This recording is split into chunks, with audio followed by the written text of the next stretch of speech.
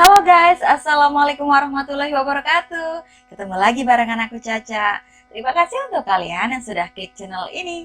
Aku doakan semoga kalian selalu sehat, panjang umur, dan berlimpah rizkinya.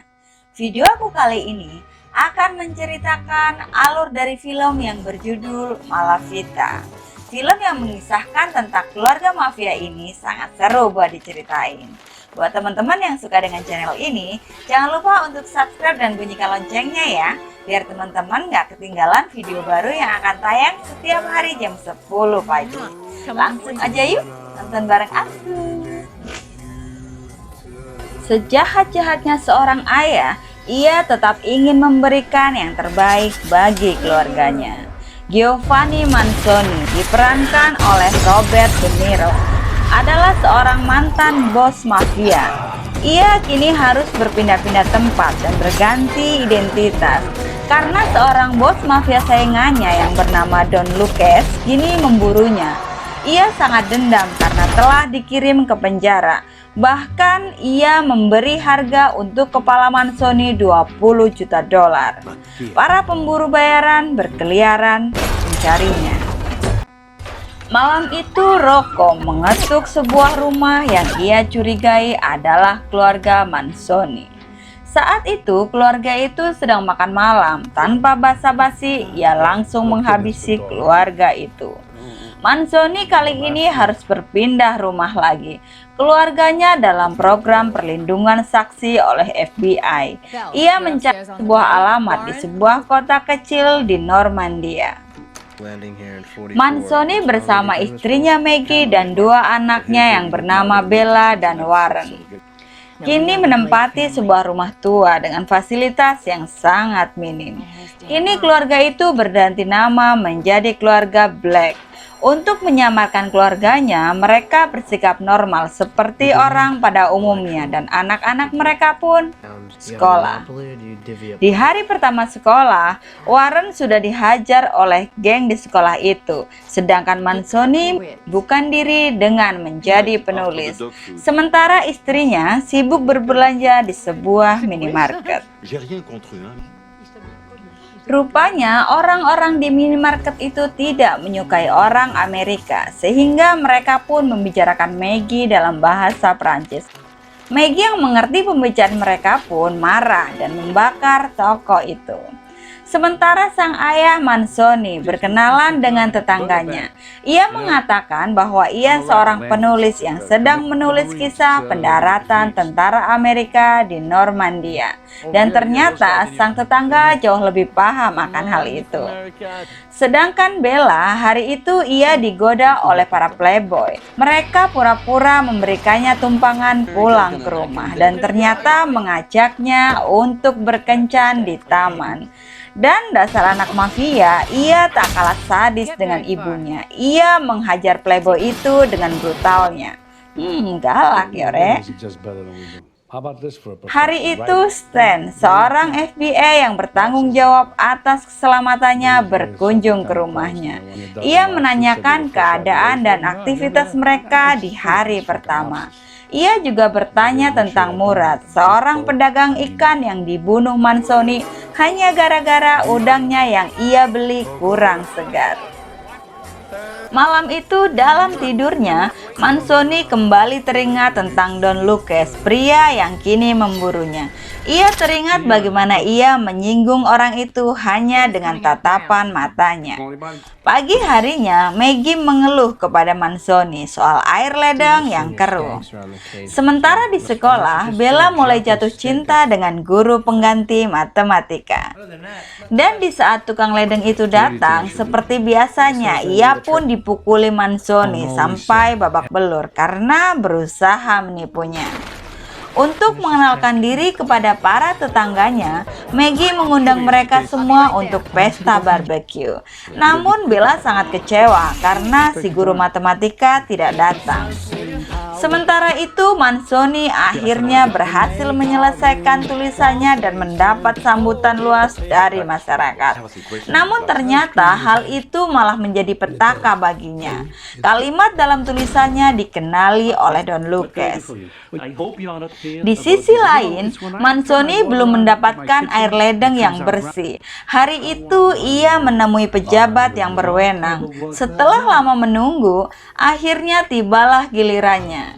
Sayangnya orang itu malah menyarankan untuk membeli air botolan, dan sebagai akibatnya orang itu ia seret menggunakan mobilnya. Kini ia pun akhirnya mengetahui penyebab air keruh itu dari tabung nomor 5.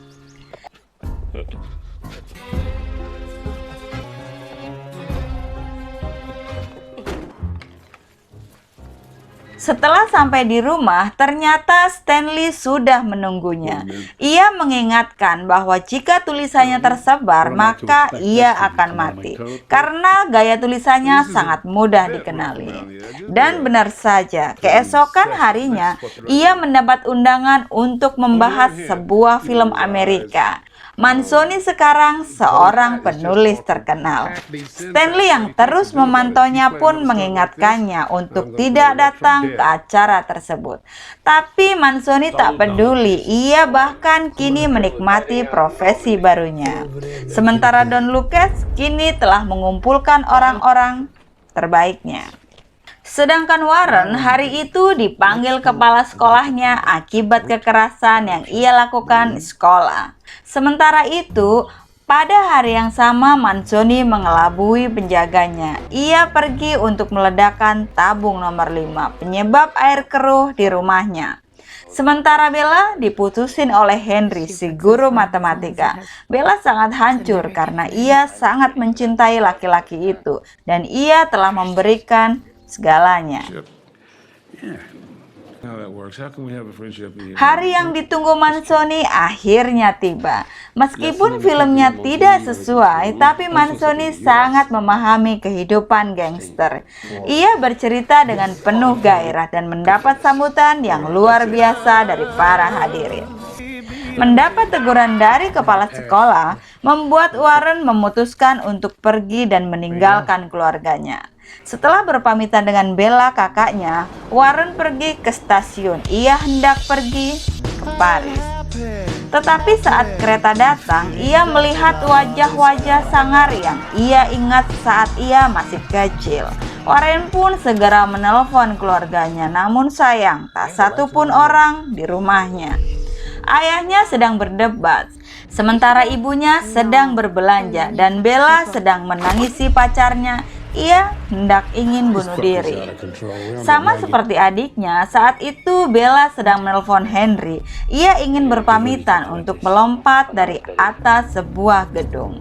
Namun tiba-tiba dia melihat orang-orang itu. Ia pun segera berlari untuk menyelamatkan keluarganya. Para mafia itu kini menyerang kantor polisi. Mereka berusaha untuk menguasai kota dan mencari tahu keberadaan lokasi Manzoni dan keluarganya. Mereka juga menyerang pemadam kebakaran. Mereka benar-benar ingin melumpuhkan kota itu. Sementara itu, Maggie telah kembali. Ia menemui dua penjaganya untuk menanyakan di mana anak-anaknya. Tiba-tiba terdengar suara ledakan. Semua orang terkejut dan kebingungan kecuali Manzoni. Ia tahu itu adalah tabung nomor 5. Stan segera menelpon kantor polisi, namun tidak ada jawaban. Ia mulai curiga dengan keadaan itu. Sementara Manzoni tetap tenang dan mengecek air ledengnya yang ternyata sudah mulai tidak keruh lagi. Para mafia itu telah mengepung rumahnya. Maggie ingin mengecek keadaan suaminya. Tetapi baru saja ia keluar, ia mendapati para mafia itu telah berkeliaran di rumahnya. Ia segera memberitahu penjaganya bahwa ia telah ditemukan. Sementara Stan mendapati kantor polisi telah porak-poranda. Ia segera meluncur ke rumah Manzoni. Anjing Manzoni terus menggonggong. Ia seperti mengetahui apa yang akan terjadi. Dan benar saja, dengan torpedo rumah itu mereka ledakan.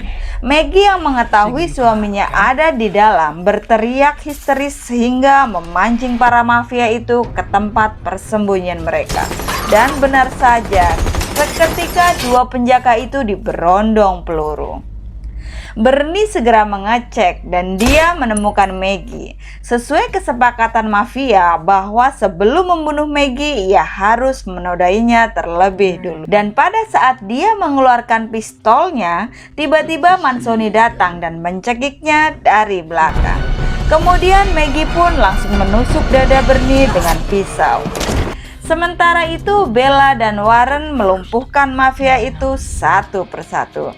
Kerjasama keluarga Manzoni sangat luar biasa. Kelompok mafia itu kini habis tak tersisa. Dan kini mereka pun harus berpindah tempat lagi dan tentu saja dengan identitas yang baru. Dan film pun selesai. Oke guys, itu tadi alur cerita dari film yang berjudul Malavita. Semoga kalian terhibur ya. Buat teman-teman yang belum subscribe, aku minta bantuannya untuk subscribe ya, biar kalian gak ketinggalan video baru yang tayang dari channel ini. Aku Caca pamit undur diri. Wassalamualaikum warahmatullahi wabarakatuh. It's like getting caught outside in a storm. Ain't brown no more. And for a couple of hours, and we have to change our names again.